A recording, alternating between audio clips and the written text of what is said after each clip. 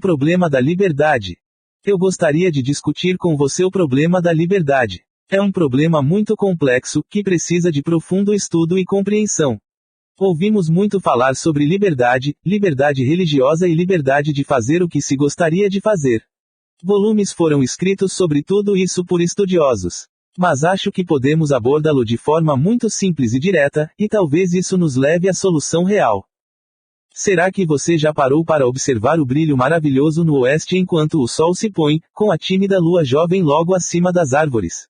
Muitas vezes, àquela hora, o rio está muito calmo, e então tudo se reflete em sua superfície, a ponte, o trem que passa por cima dela, a lua tenra, e logo, à medida que escurece, as estrelas. É tudo muito bonito. E para observar, dar toda a sua atenção a algo belo, sua mente deve estar livre de preocupações, não deve. Não deve estar ocupado com problemas, com preocupações, com especulações.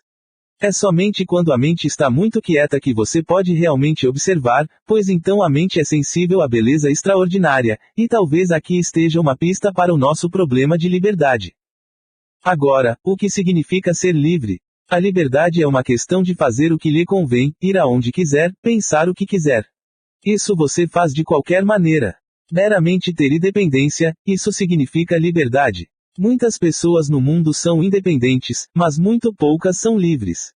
Liberdade implica grande inteligência, não é? Ser livre é ser inteligente, mas a inteligência não surge apenas pelo desejo de ser livre, só passa a existir quando você começa a entender todo o seu ambiente, o social. Influências religiosas, parentais e tradicionais que estão continuamente se aproximando de você. Mas para entender as várias influências, a influência de seus pais, de seu governo, da sociedade, da cultura a que você pertence, de suas crenças, seus deuses e superstições, da tradição a qual você se conforma sem pensar, para entender todas essas e libertar-se deles requer uma visão profunda, mas você geralmente cede a eles porque interiormente você está com medo. Você tem medo de não ter uma boa posição na vida, você tem medo do que seu padre vai dizer, você tem medo de não seguir a tradição, de não fazer a coisa certa. Mas a liberdade é realmente um estado de espírito no qual não há medo ou compulsão, nenhum desejo de estar seguro. A maioria de nós não quer estar seguro. Não queremos que nos digam que pessoas maravilhosas somos, como somos lindos ou que inteligência extraordinária temos. Caso contrário, não colocaríamos letras após nossos nomes. Todo esse tipo de coisa nos dá autoconfiança, um senso de importância. Todos nós queremos ser pessoas famosas, e no momento em que queremos ser algo, não somos mais livres.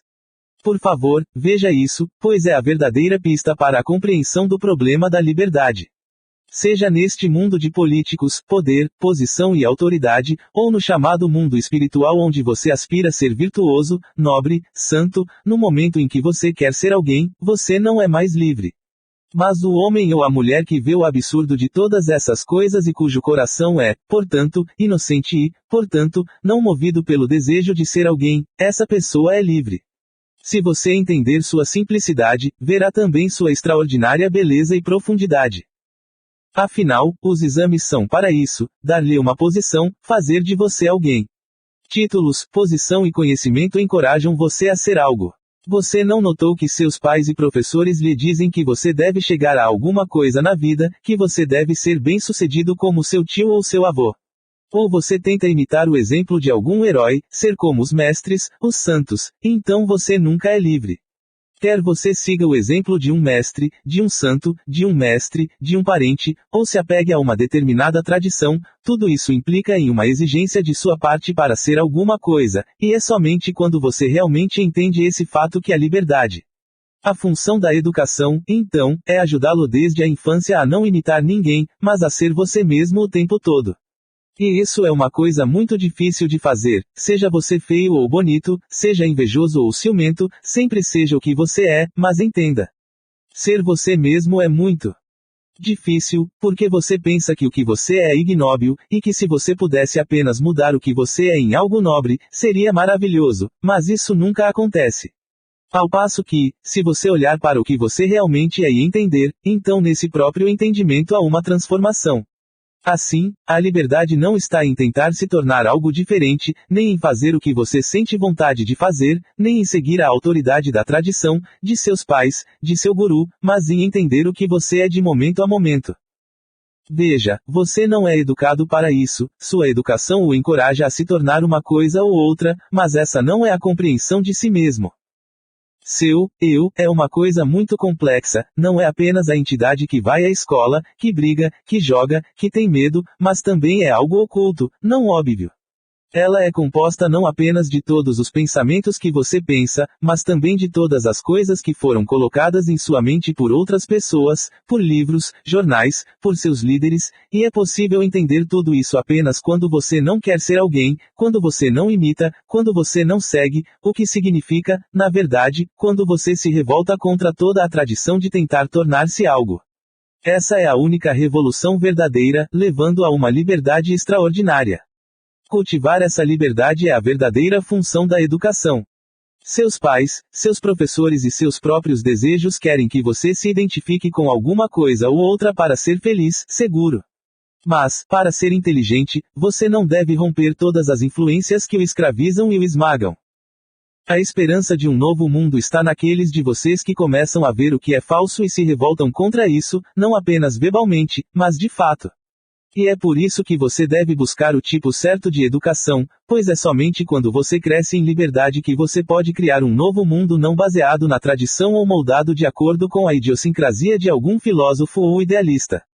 Mas não pode haver liberdade enquanto você estiver apenas tentando se tornar alguém, ou imitar um exemplo nobre. Questionador: o que é inteligência? Krishnamurti: vamos entrar na questão muito devagar, pacientemente, e descobrir.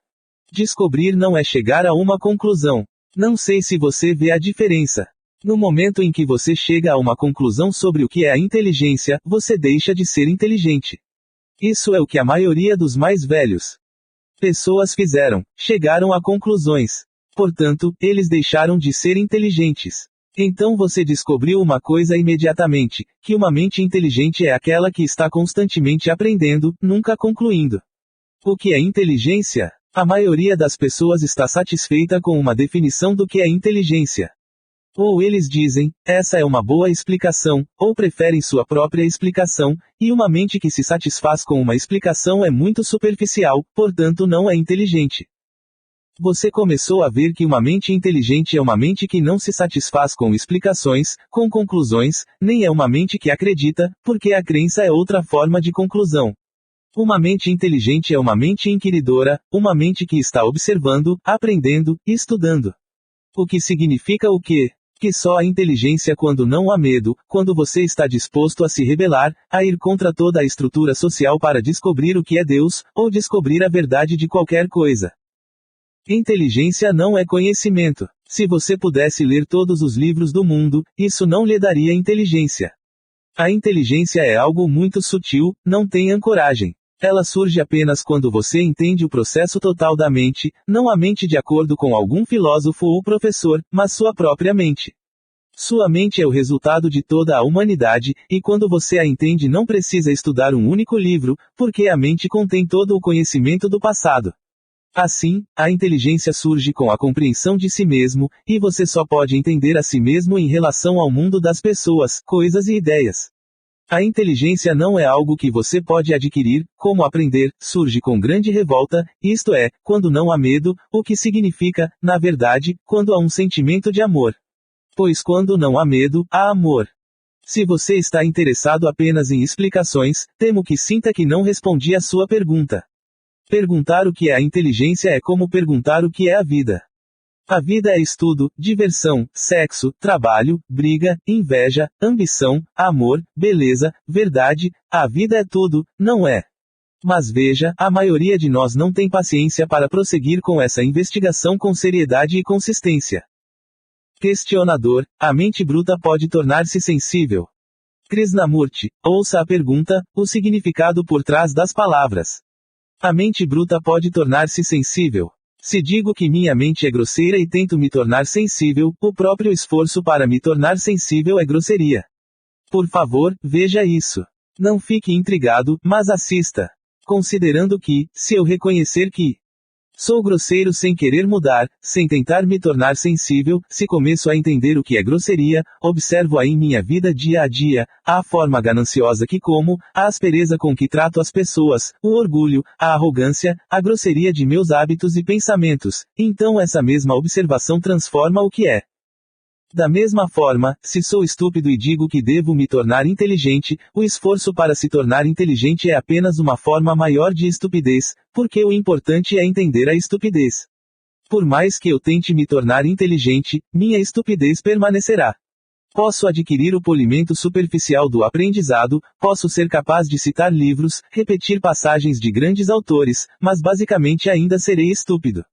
Mas se eu vejo e compreendo a estupidez como ela se expressa em minha vida diária, como me comporto em relação ao meu servo, como considero meu vizinho, o pobre, o rico, o funcionário, então essa mesma consciência provoca uma ruptura à estupidez.